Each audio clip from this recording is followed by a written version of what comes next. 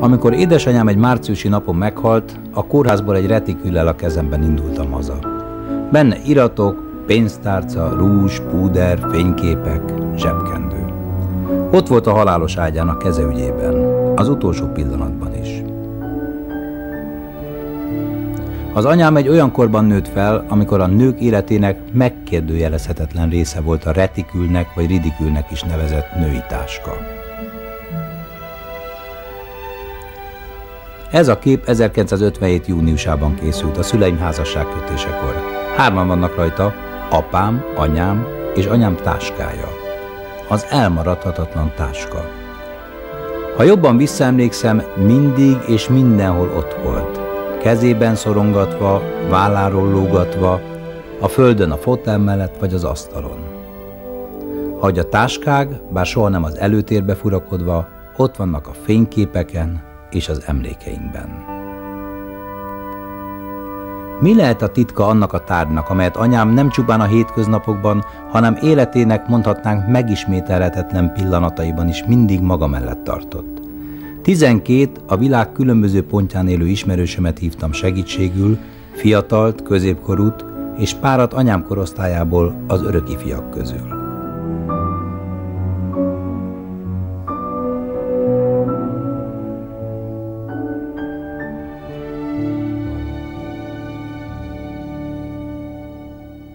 De nem tudom, hogy a férfiak hogy élnek meg táska nélkül. Our whole life is looking for the perfect handbag. And I'm carrying the current bag, and it's kind of, it helps me think about my next bag. They have to speak to me.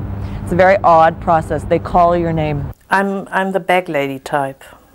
I love them. I'm just like, I'm so happy when I have my handbag. I'm always mad at my handbag. It's not one occasion. If I would lose my handbag, that would be a trouble. Women feel comfortable to have a lot of things with them. People really put their whole history in a bag. It's like a DNA, DNA thing, you know? These are my children, the bags.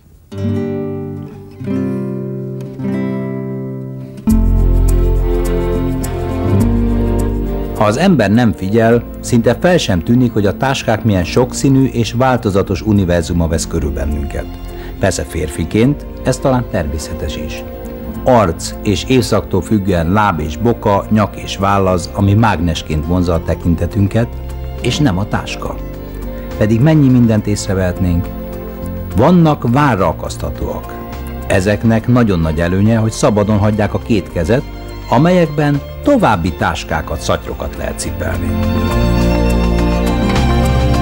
Van, aki a jobb, és van, aki a bal vállán hordja a táskáját. De ne kérdezzék miért. Egy biztos, nincs összefüggésben azzal, hogy jobb vagy balkezese az illető. És persze van táska a karon, és van a kézben is.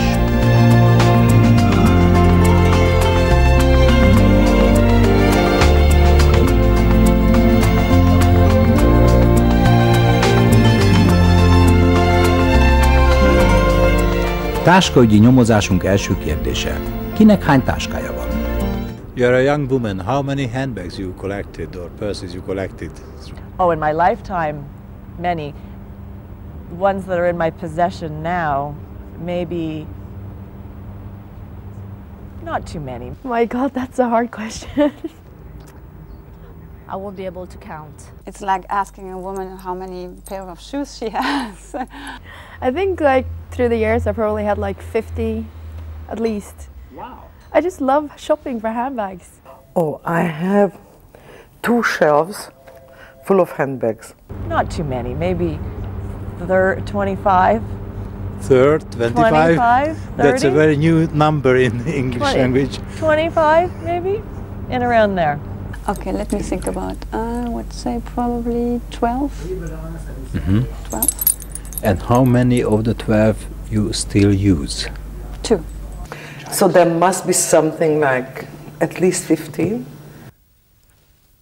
Well, I'm not that young, so I had all these temptations, and I travel a lot, so there are always opportunities to have a different offer of different handbags, so 25, yes, but I mean, I kept them since I'm 15, so this might be an excuse.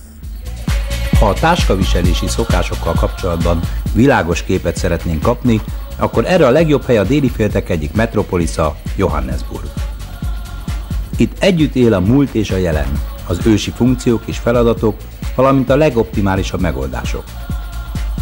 Dél-Afrikában a nők szinte minden testrészüket képesek a napi hordanivalók szolgálatába állítani. Csomag a kézben, vagy a fejen, gyerek pedig a háton. És ha valami átmenetileg üresen maradna, hamarosan abba is kerül valami. Johannesburgi ismerősöm, Ketive, leltárral kezdi. I have a few at home. I have a different one. I've got a few eveningy bags. I've got this one is my new staple because it's big and I can carry lots of stuff in it. You need larger and larger handbags. It looks that way because one time I used to have a really big satchel bag and it was really heavy, and so I reduced the size of my bag deliberately so that I wouldn't be carrying my life on my shoulder all the time. So but now they're sort of creeping back out again after I'd reduced the size. Yeah. Csak figyeljék a képeket. Mindenhol táskák, kicsik és nagyok.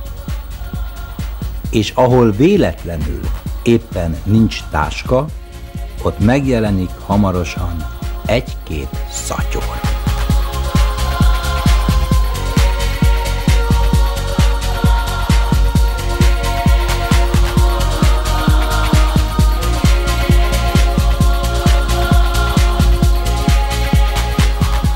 Ketivét annak ellenére, hogy furdalt a kíváncsiság, nem mertem megkérdezni, vajon ő is el tudná biztonsággal lavírozni a szombat déli tömegben egy több kilós táskával a fején.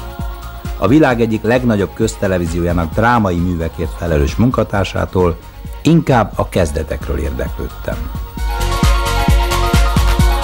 I was about 16-17 when I started to carry a handbag, but I wasn't a serious handbag carrier until my mid-20s. What caused the change? I think I just had more that I needed to have with me all the time. So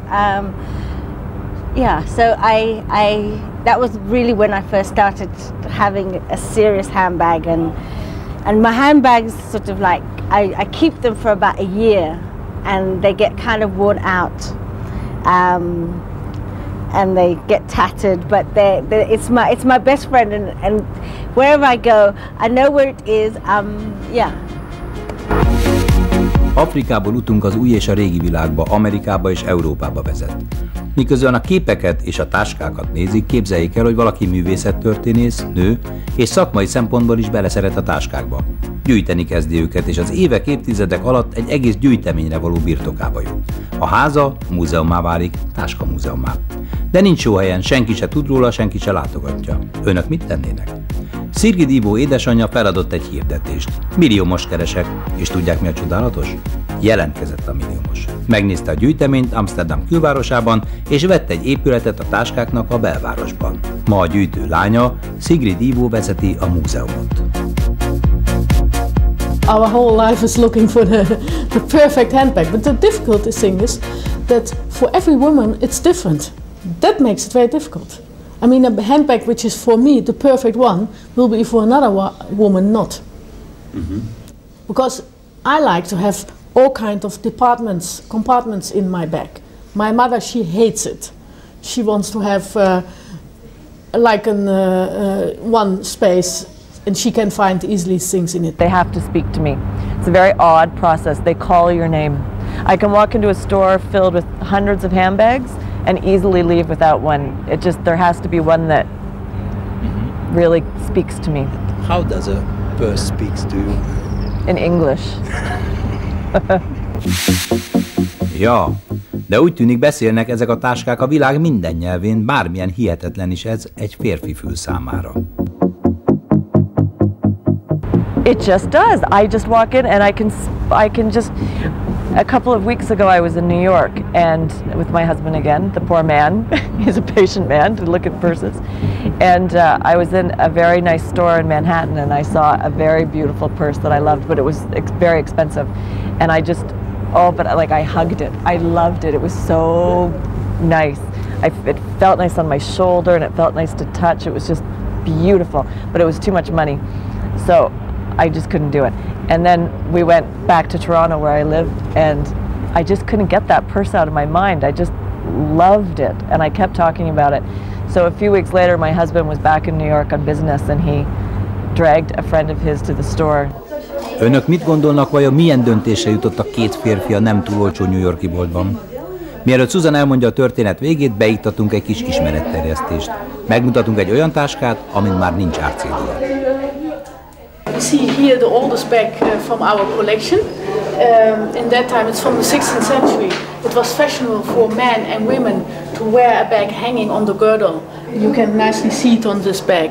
Egy táska 400 év, tehát jó befektetés. Susan Taylor férje is úgy döntött, megveszi, hiszen ezzel hosszú időre megoldja a problémát. And I love that purse, but I'm almost done with it. I coveted it for 6 months. I took it everywhere with me. It had its own chair. I loved it. It was beautiful. But now I'm ready for a new love. If I'm constantly looking in a bag and don't find things, then there's something wrong with the bag. Not with me, but with the bag.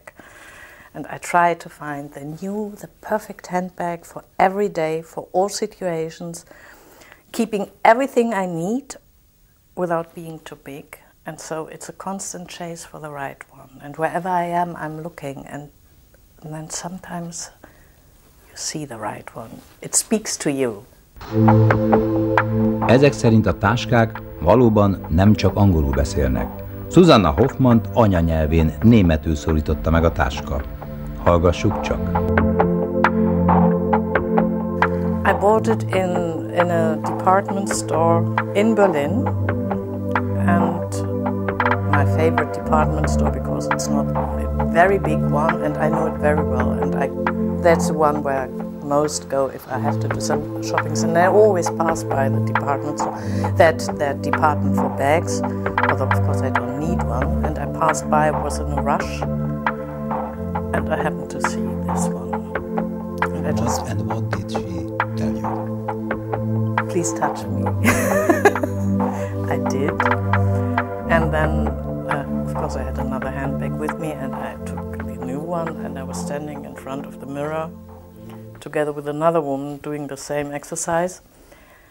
And the other woman and I, we immediately agreed that this one would be the right one for me. She didn't buy one, but she said, "This is perfect." I said, "Yes, I must say so, I agree, but it's very expensive." "Yes," she said, "but look at the material. You will have it forever." Töltsünk el egy kis időt Berlin egyik legnagyobb áruházában, és vizsgáljuk meg, milyen beszélgetés folyik táskák és nők között egy viszonylag békés hétköznap délelőtt.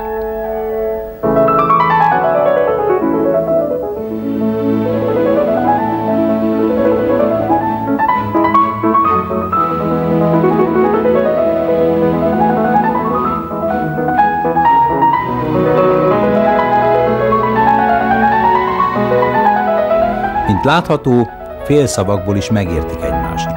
A párizsi Karen Michael is beavatott a titokba, hogyan vesz egy francia nő táskát. First, I look everywhere. I never buy a bag at once. It's a real full-time job, okay? And it depends of your wardrobe, actually. It's more depending of the wardrobe than depending of whatsoever. And you say this year is going to be fashion like this, so I have to fit with that, practical but nicely, and then I go searching, and then I go for the bargains because I want very expensive one, and then I say, okay, this one I'll come back in 2 months when it will be 50% less, and then I get it. A cseh származású Anna Vasova már jó ideje Svájcban él, Genfben. Drága ország, drága város és drága táskák. Karen valószínűleg még egy genfi leértékelésen vett táska árát is sokalná. De hát ha nő az ember, akkor Genfben is meg kell szereznie azt a táskát, amire vágyik. I needed a black one.